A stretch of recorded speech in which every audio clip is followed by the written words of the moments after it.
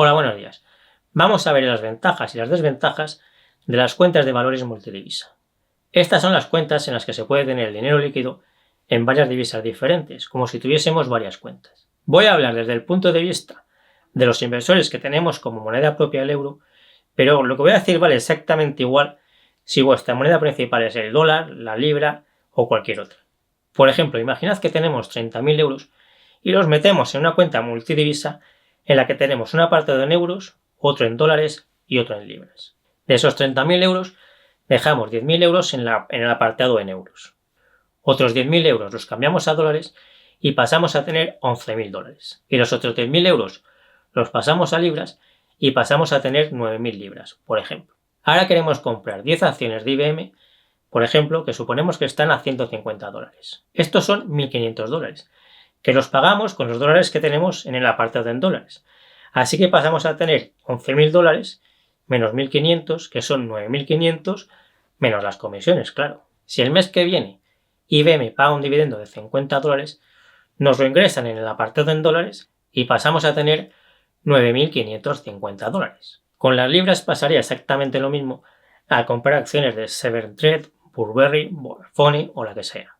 Como veis, una de sus ventajas es que tiene un funcionamiento más lógico que si invertimos desde una cuenta en euros, y cada operación que hagamos en dólares, libras, francos suizos o lo que sea, nos las tienen que pasar a euros. Otra ventaja que tienen es que podemos elegir el momento de pasar los euros a dólares o a libras o a lo que sea. Mirad este gráfico del euro y el dólar. Antes os he dicho al poner el ejemplo que cogíamos 10.000 euros y nos los cambiamos por 11.000 dólares.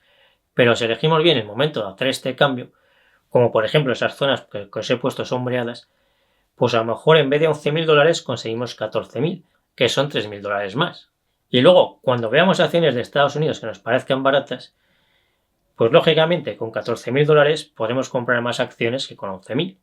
Por ejemplo, y rápidamente, si compramos acciones de IBM con 11.000 dólares a 150 dólares, conseguimos 73 acciones.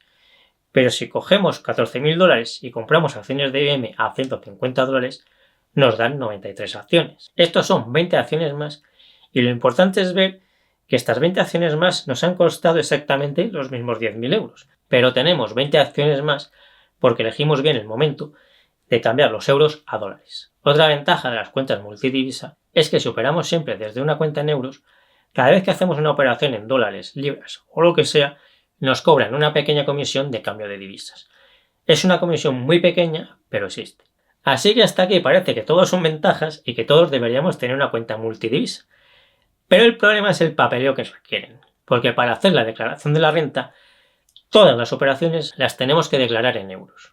Por ejemplo, a Hacienda no le podemos decir que el año pasado cobramos tantos dividendos en euros, tantos en dólares y tantos en libras, sino que los dividendos en libras y en dólares los tenemos que pasar a euros. Y no se pueden pasar con el cambio del euro con el dólar y la libra el 31 de diciembre, por ejemplo, sino que hay que hacerlo con el cambio del euro con el dólar o la libra el mismo día que se cobra el dividendo. Si en un año cobráis 20, 50 o 100 dividendos en otra moneda, este cambio hay que hacerlo 20, 50 o 100 veces. Con las ventas de las acciones pasa lo mismo, que hay que pasar los dólares o libras a euros del día en que se hace la venta, aunque nosotros ventas tendremos pocas. Y normalmente los brokers con cuenta multidivisa no hacen estos cambios de dólar y libras a euros el día que se hace cada operación. Así que normalmente tenemos que ser nosotros los que hagamos estos cálculos, que como os digo, si son 20, 50 o 100 dividendos, son 20, 50 o 100 cálculos. Realmente los brokers podrían dar esa información y a lo mejor en el futuro la dan, pero ahora mismo no suelen darla. Yo creo que es para evitar problemas legales por aplicar un cambio de divisas u otro. Sabéis que las divisas cambian de precio constantemente.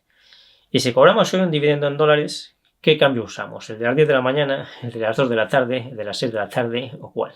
El cambio que se debe usar en España cada día es el que publica como cambio oficial el Banco de España, pero en otros países puede ser otro.